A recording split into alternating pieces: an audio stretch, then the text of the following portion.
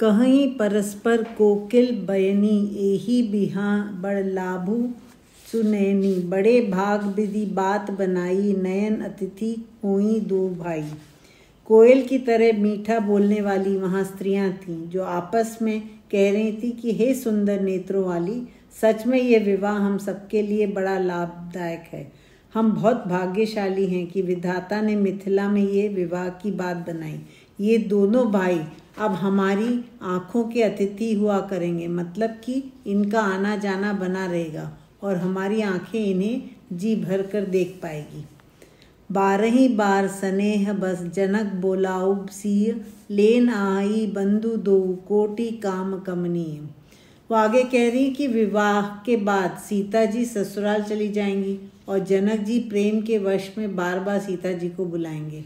उसके बाद करोड़ों कामदेव को लज्जित करने वाले ये दोनों भाई सीता जी को लेने भी आएंगे और हम सब नगरवासी उनको देख देख कर खुश होते रहेंगे। विविध भांति होई पहुनाई, प्रिय न काही अस सासुर माई। तब तब राम लखनी निहारी, होई सब पुर लोक सुखारी। तब उनका अनेक प्रकार से आदर सत्कार होगा। हे सखी, उनको ऐसी प्यारी ससुराल में आना क्यों ना प्रिय लगेगा। उनका स्वागत भी बहुत अच्छा होगा, तो उनको भी यहाँ आने का मन करेगा। जब जब वो आएंगे तब तब हम राम जी और लक्ष्मण जी को देख देख कर सुखी होंगे। सखी जस राम लखन कर जोटा, तैसे ही भूप संग दूर ठोटा।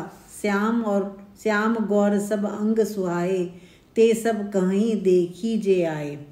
तब एक सखी कहती है कि हे सखी, ये राम और लक्ष्मण की जोड़ी जैसे महाराजा दशरथ जी के 2 पुत्र और भी हैं जो उनके साथ आए हैं। वे भी एक सांवले हैं और एक गोरे हैं।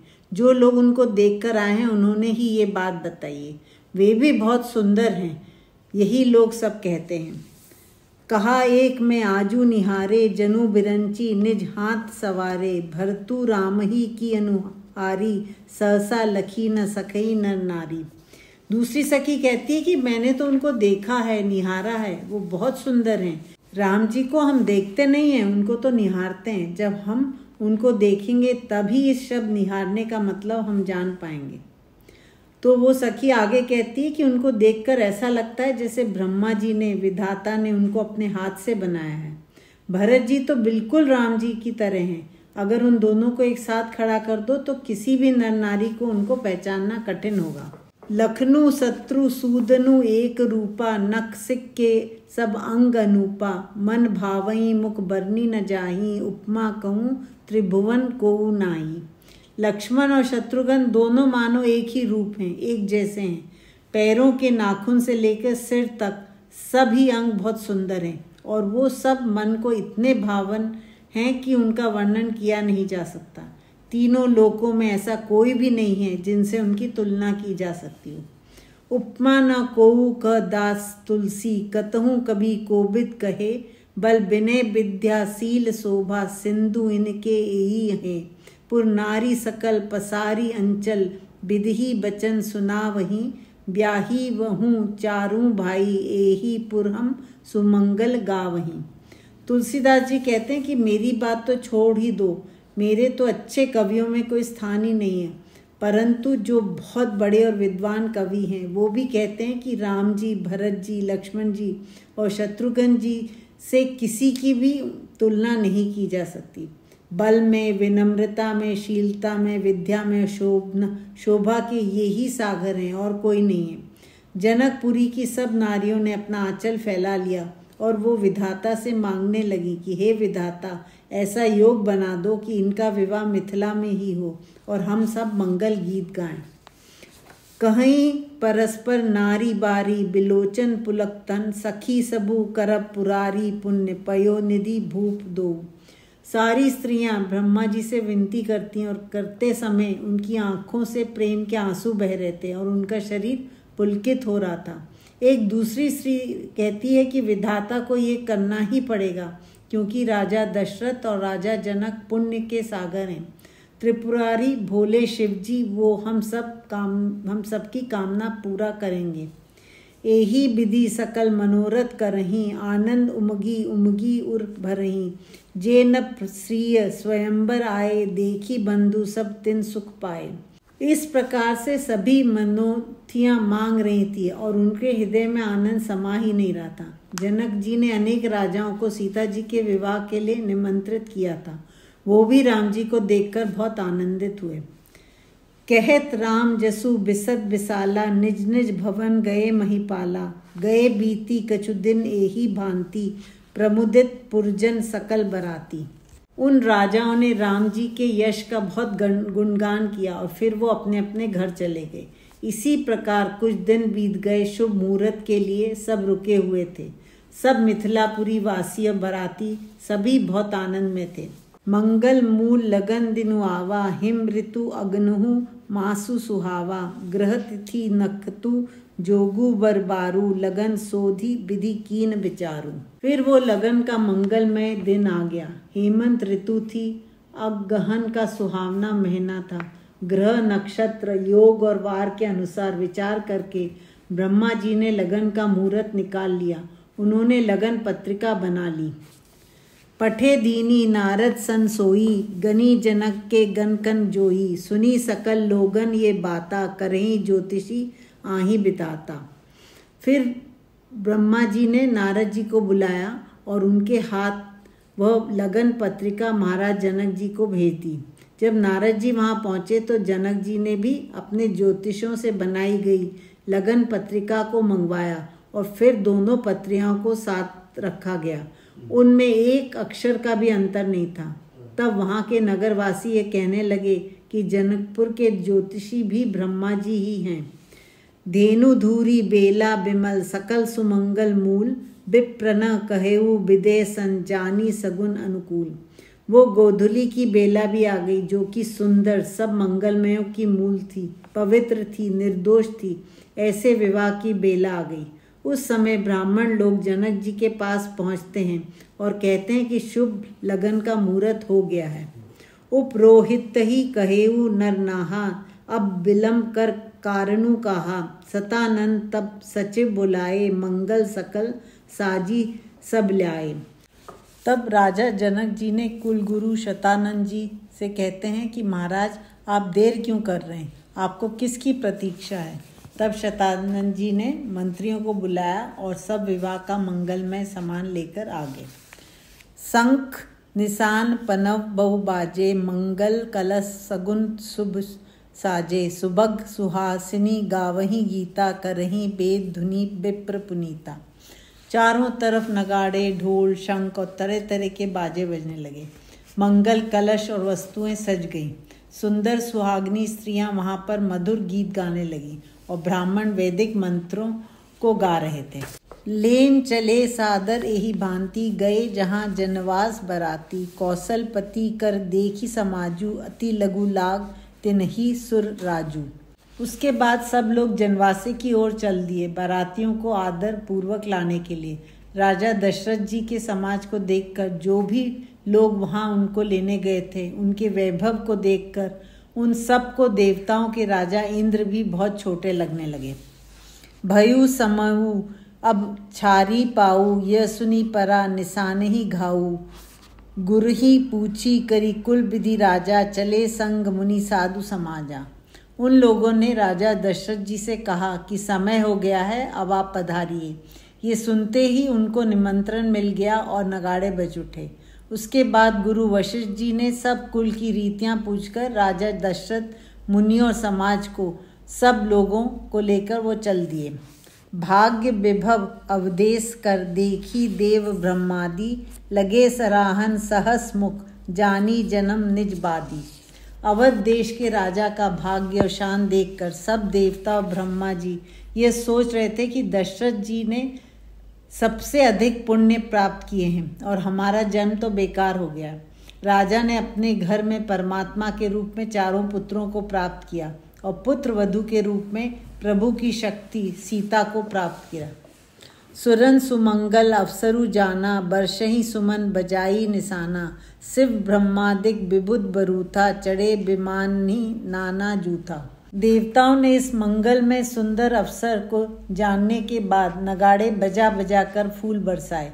ब्रह्मा जी, शिव जी, विष्णु जी ये सब अपने वाहनों के साथ राम जी का विवाह देखने के लिए चल दिए।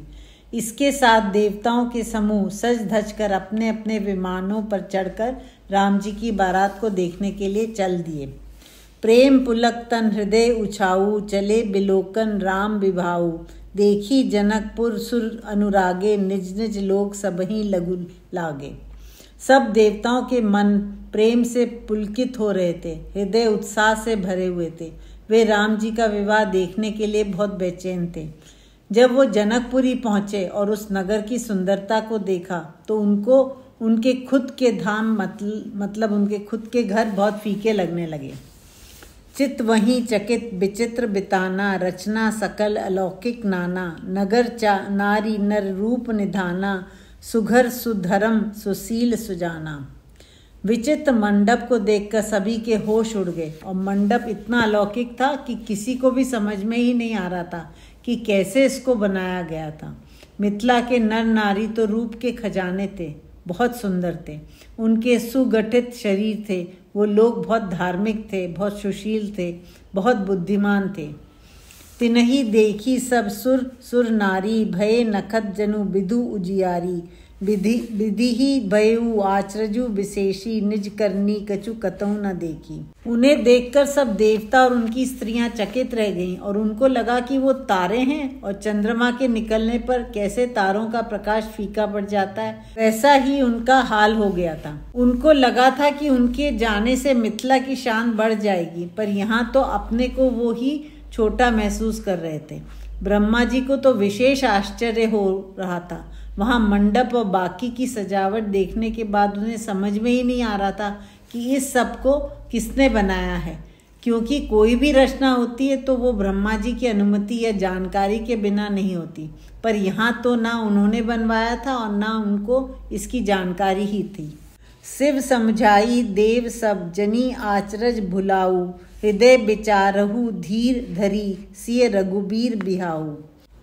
जब सब देवता मुंह फाड़े देख रहे थे तब शिवजी ने उनको समझाया, तुम लोग किस हैरानी में पड़े हो, उसको छोड़ दो। मन से एक बात तो सोचो, धीरज धारण करो। जहाँ तुम आए हो वो राम जी और सीता जी का विवाह है। याद रखो कि राम जी पूरे ब्रह्मांड के परमेश्वर हैं और सीता जी उनकी योग शक्ति हैं और उनके विवाह में तुम आए हो। जिनकर नामो लेत जगमाही, सकल अमंगल मूल नसाही। करतल होई पदारत चारी, तेई सिय राम कहेउ कामारी। शिव जी आगे कहते हैं कि जिनका नाम लेते ही इस संसार में सारे अमंगल, सारे अशुभ नष्ट हो जाते हैं, वे वो राम हैं। ये धर्म, अर्थ, काम और मोक्ष सब राम जी का नाम लेते ही मुट्ठी में बंद हो जाते हैं। कामदेव को भस्म करने वाले शिव जी ने कहा कि ये वे ही श्री सीताराम जी हैं। एही विधि शंभु सुरन समझावा, पुनि आगे बर बसव चलावा। देवन देखे दशरथु जाता, महामोद मन पुलकित गाता। इस तरह शिव जी ने सारे देवताओं को समझाया और उसके बाद उन्होंने अपने नंदी बैल से कहा कि आगे चलो। फिर देवताओं ने दशरथ जी को जाते हुए देखा, जिनका मन बहुत आनंदित था, पुलकित था। साधु समाज संग मही देवा, जनु तनु धरे करही सुख सेवा। सोहत साध सुभग सुतचारी, जनु अप बरग सकल तनुधारी। राजा दशरथ के साथ साधुओं और संतों का समाज चल रहा था। वो ऐसे लग रहे थे कि जितने भी तरह के सुख होते हैं वो मुनियों और साधुओं का शरीर धारण करके चल रहे हैं। उनके साथ में चारों उनके पुत्र बहुत ही सुशोभित दिख रहे थे और ऐसा लग रहा था कि जितने भी प्रकार के मोक्ष होते हैं वो शरीर धारण करके राजा दशरथ के साथ चल रहे हैं। अब 4 प्रकार के मोक्ष होते हैं। एक कहते हैं सालोक्य, इसमें भगवान के धाम में होते हैं। सामीप्य, भगवान के निकट होते हैं। सारूप्य मतलब भगवान की तरह दिखते हैं। सायुज्य, भगवान में समा जाते हैं। मरकट कनक बरन बर जोरी, देखी सुरन भय प्रीति न थोरी। पुनि राम ही बिलोकी ही हर्षे, नृप ही सराही सुमन ते बरसे। मरकट मणि वो हरे रंग का होता है और सोना इनके जैसे जोड़ियों को देखकर देवताओं की प्रीति बढ़ती ही जा रही थी। फिर भी वो सब राम जी की ओर देखकर बहुत हर्षित हुए और उन सब पर उन्होंने फूल बरसाए। राम रूप नक्सिक सुभग 12 बार निहारी, पुलक गात लोचन सजल उमा समेत पुरारी। पैर के नाखून से लेकर सिर तक जब शिव जी और पार्वती जी ने राम जी के सुंदर रूप को देखा तो वो दोनों निहारते ही रह गए और निहारते निहारते उनका शरीर प्रेम और आनंद से पुलकित होकर कांपने लगा। उमा के साथ शिव जी की आंखों में खुशी के आंसू भर आए। केकी कंठ दुति श्यामल अंगा, तड़ित निंदक बसन सुरंगा। ब्याह विभूषण विविध बनाए, मंगल सब सब भांति सुहाए। मोर के गर्दन का जो नीला रंग होता है वैसे ही श्री राम के शरीर का एक एक अंग चमक रहा था। उनके सुंदर पीले कपड़े जैसे बिजली को भी मात दे रहे थे, उनको नीचा दिखा रहे थे। विवाह के लिए उनको जो आभूषण पहनाए गए थे वो सब तरह से सुंदर लग रहे थे। सरद बिमल बिदु बदनु सुहावन, नयन नवल राजीव लजावन। सकल अलौकिक सुंदर ताई, कही न जाई मन ही मन भाई। उनका सुंदर मुख शरद ऋतु के चंद्रमा की तरफ शोभायमान था। उनकी आंखें ऐसी थी जैसे अभी अभी कमल खिला हो। वो सुंदर सुकोमल और मनोहर थी। उनकी सारी सुंदरता अलौकिक थी, इस संसार की नहीं थी। अगर इस संसार से बनी हुई होती तो उसके बारे में कुछ कह सकते थे, पर ये तो ऐसी थी बस मन ही मन को प्रिय लग रही थी।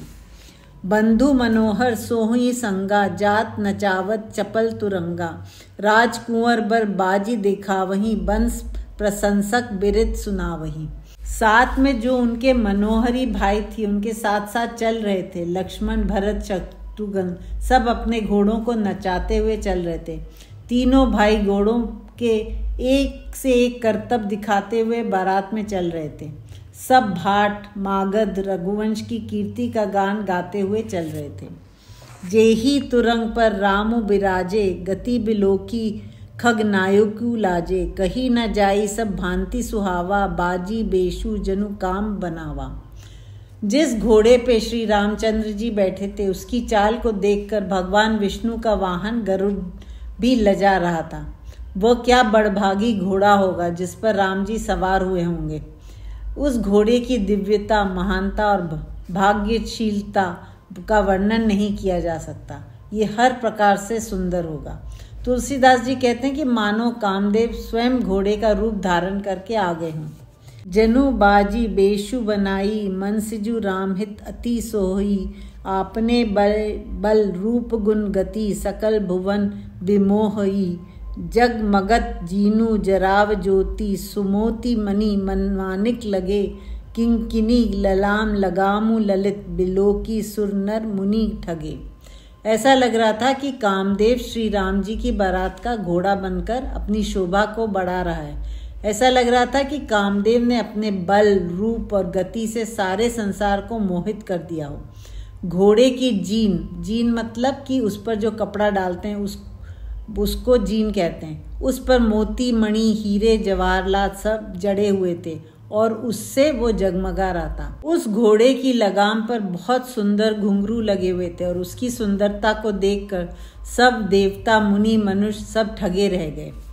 प्रभु मन सही लयलीन मनु, चलत बाजी छवि पाव। भूषित उड़गन तड़ित घनु, जनु बर बरही नचाव। वो घोड़ा प्रभु राम के मन की इच्छा में ही लीन होकर चल रहा था। वो बहुत शोभा पा रहा था। वो ऐसा लग रहा था जैसे कोई बिजलियों से चमकता हुआ कोई बादल हो, और ऐसा बादल जिसमें तारे भी आकर मिल गए हों। जेही बरबाजी रामू असवारा, तेही सारदू न बरने पारा। शंकरु राम रूप अनुरागे, नयन पंचदस अति प्रिय लागे। तुलसीदास जी कहते हैं कि जिस घोड़े पर राम जी सवार थे सरस्वती जी भी उसका वर्णन नहीं कर सकती, वे भी चुप हैं। इस समय श्री राम जी की सुंदरता का दर्शन करने के लिए शिव जी को अपनी 15 आंखें बहुत प्रिय लगने लगी। हरिहित सहित रामु जब जोहे, रमा समेत रमापति मोहे। निरखी राम छवि विधि हर्षाने, 8 नयन जानी पछताने। भगवान विष्णु ने जब प्रेम सहित श्री राम जी की ओर देखा तब वो लक्ष्मी जी के पति श्री लक्ष्मी जी के साथ उनको देखते देखते मोहित हो गए। राम जी की शोभा देखकर ब्रह्मा जी बहुत खुश हो गए और वो पछता भी रहे थे कि मेरे पास 8 ही आंखें क्यों हैं। सुर सेनप उर बहुत उछाऊ विधि ते देवड़ लोचन लाहू राम ही चितव सुरेश सुजाना गौतम शापू परम हित माना। देवताओं के सेनापति कार्तिकेय जी के मन में बहुत उत्साह था क्योंकि उनके 12 आंखें हैं जिनसे वो राम जी की सुंदरता को देखने का आनंद ले रहे थे। सबसे सौभाग्यशाली तो इस समय इंद्र थे क्योंकि उनकी तो 1000 आंखें थीं। ये 1000 आंखें उन्हें गौतम मुनि के श्राप से मिली थीं और आज वो श्राप उनके लिए वरदान बन गया था। देव सकल सुर पतहि सिहाई आजू पुरंदर सम कोऊ नाही मुदित देवगन राम ही देखी नृप समाज दुहु धर्षु विशेषी। सभी देवता राजा इंद्र से बहुत ईर्ष्या कर रहे थे क्योंकि उनके पास 1000 आंखें थी श्री राम जी को देखने के लिए। वो कहते हैं कि आज देव इंद्र के समान तीनों लोकों में कोई भाग्यशाली नहीं है। श्री रामचंद्र को देखकर सब देवता लोग बहुत प्रसन्न थे और दोनों राजाओं के समाज पर बहुत विशेष खुशी छाई हुई थी। अति हर्षु राज समाज दुहु दिसी दुदुम्बी बाजही घनी बरसही सुमन सुर हर्षी कही जय जयती जय रघुकुल मणि। एही भांति जानी बरात आवत बाजने बहु बाजही रानी सुआसनी बोली परिछनी हेतु मंगल साजही।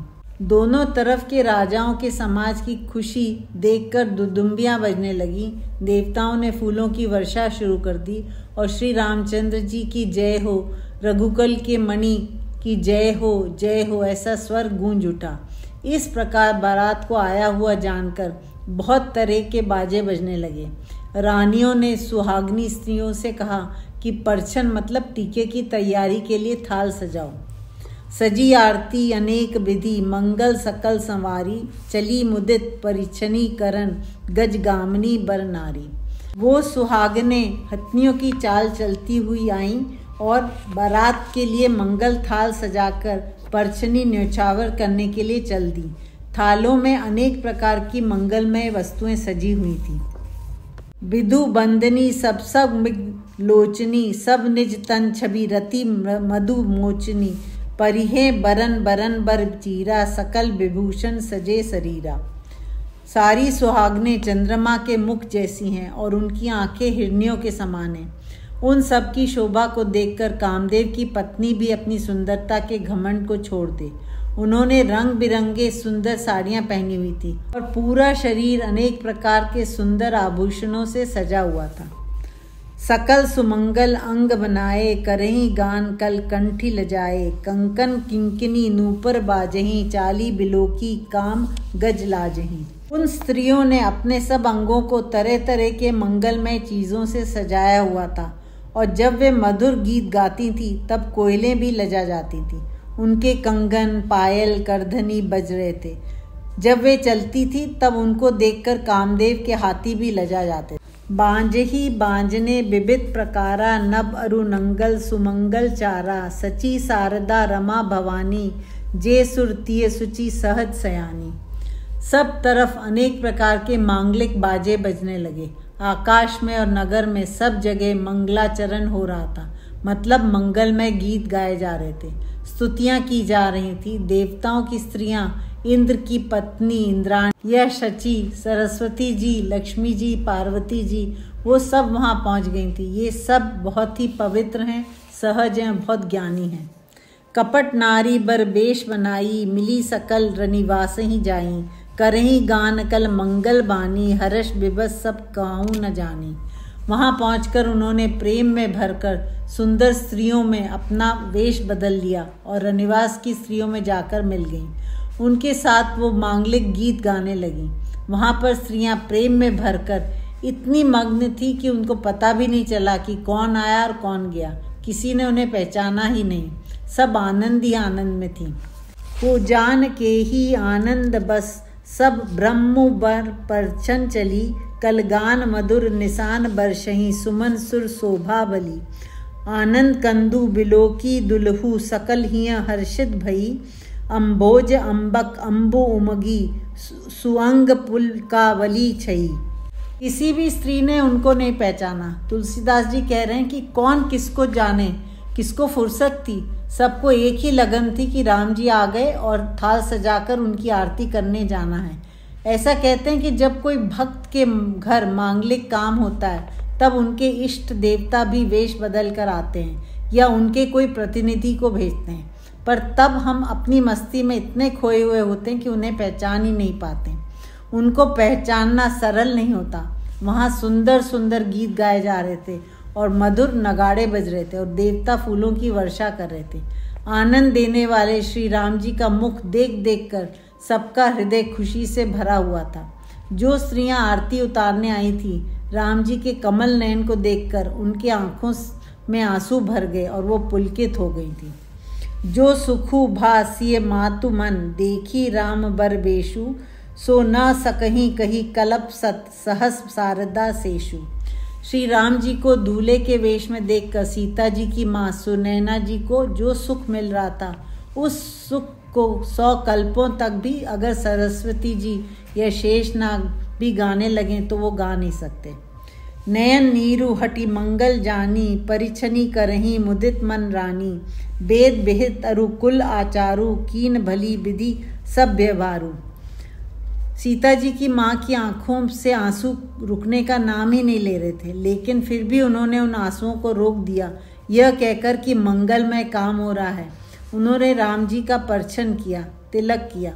वो मन ही मन बहुत प्रसन्न थी। रानी ने अपने कुल की मर्यादा के अनुसार और वेदों में कहे हुए के अनुसार दूल्हे का सब प्रकार से स्वागत सत्कार सम्मान किया। पंच सबद धुनि मंगल गाना, पट पावड़े परही बिदिनाना। करी आरती अर्घु तिन दीना, राम गमनु मंडप तब कीना। चारों तरफ पंच शब्द मतलब तंत्री, ताल, झांझ, नगाड़े और तुरही, ये 5 तरह के बाजे बजने लगे और 5 तरह की ध्वनि, वेद ध्वनि, वंदी ध्वनि, जय ध्वनि, शंख ध्वनि और हुलू ध्वनि गूंजने लगी। मंगल गान होने लगे। जो वहाँ पावड़े बिछे हुए थे, मतलब स्वागत के लिए ज़मीन पर जो कपड़े बिछाए जाते हैं, वो तरह तरह के थे और बहुत ही सुंदर थे। राम जी की आरती करने के बाद उन्हें मंडप की ओर ले जाया गया। दशरथु सहित समाज बिराजे, विभव बिलोकी लोकपति लाजे। समय समय सुर बरसई फूला, शांति पटही महिसुर अनुकूला। राजा दशरथ जी भी वहाँ अपने राज समाज के साथ बैठे हुए थे। उनकी शान और वैभव के सामने बाकी के राजा लोग फीके लग रहे थे। उनको देखकर सब लजा रहे थे। थोड़ी थोड़ी देर बाद देवता वहाँ फूल बरसा रहे थे। ब्राह्मण वहाँ पर बार बार शांति पाठ कर रहे थे। नभ अरु नगर कोलाहल होई, आपनी पर कछु सुनई न कोई। एही विधि रामू मंडपी आए, अर्घु देई आसन बैठाए। आकाश में और पूरे नगर में एक शोर सा छाया हुआ था। ना किसी को अपनी बात सुनाई दे रही थी, ना किसी और की भी बात सुनाई दे रही थी। इस प्रकार से श्री राम जी मंडप में पधारे। उनको अर्घ देकर आसन पर बैठाया गया। अर्घ मतलब स्वागत में जल देना। बैठारी आसन आरती करी, निरखी बरु सुखु पावही। मणि बसन भूषण भूरी, वारही नारी मंगल गावही। ब्रह्मादि सुरबर विप्र बेश, बनाई कौतुक देखही।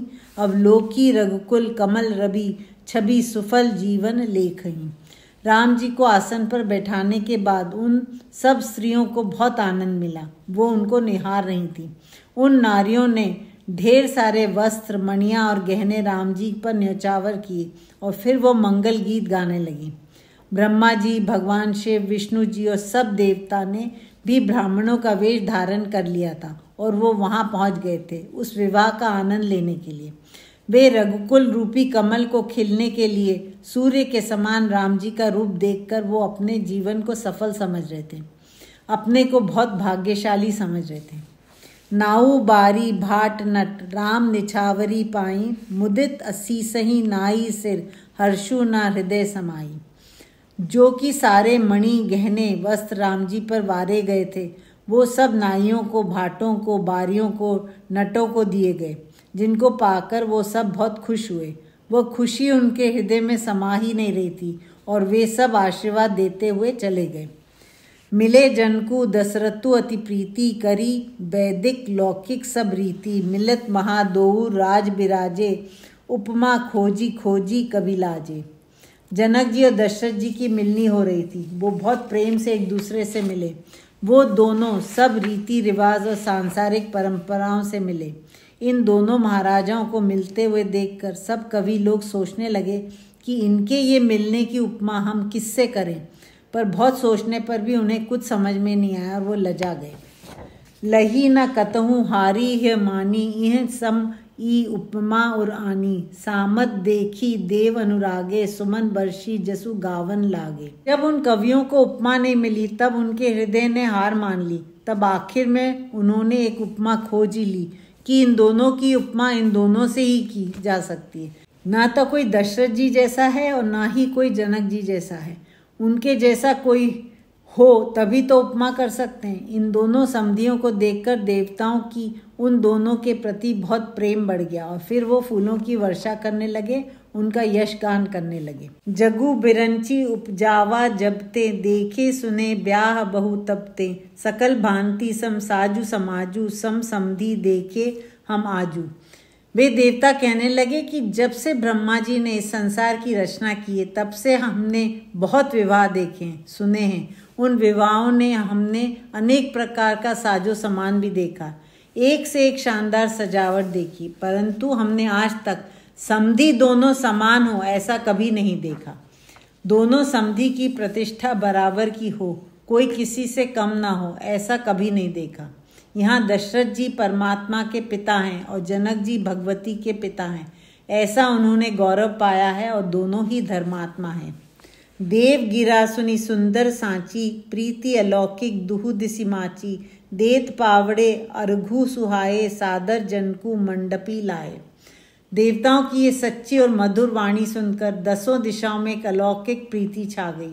उसके बाद दशरथ जी को जनक जी ने अर्घ्य दिया, सुंदर पावड़े बिछाए और उनको मंडप में आदर सत्कार से लेकर आ गए।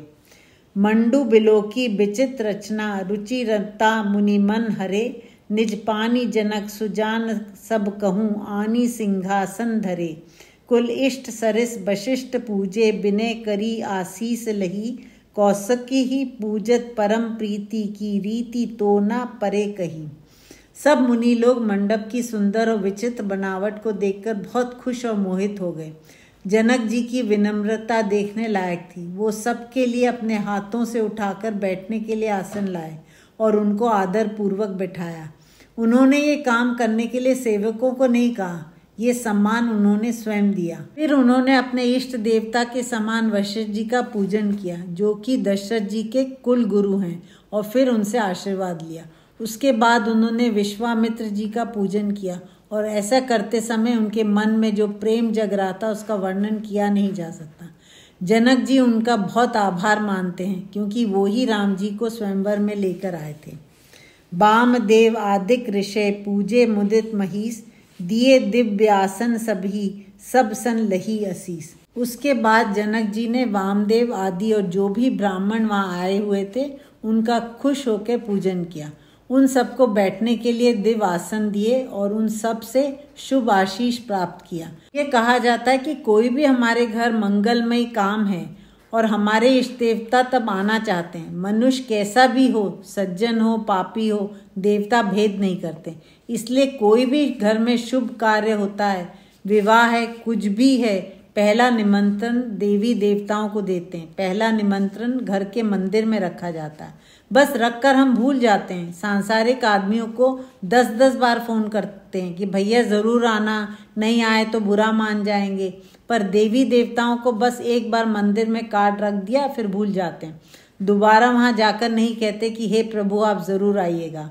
जो ऐसा याद रखता है वो बहुत सुंदर काम करता है, क्योंकि देवताओं को भी बहुत बार मनाना पड़ता है तब वो आते हैं।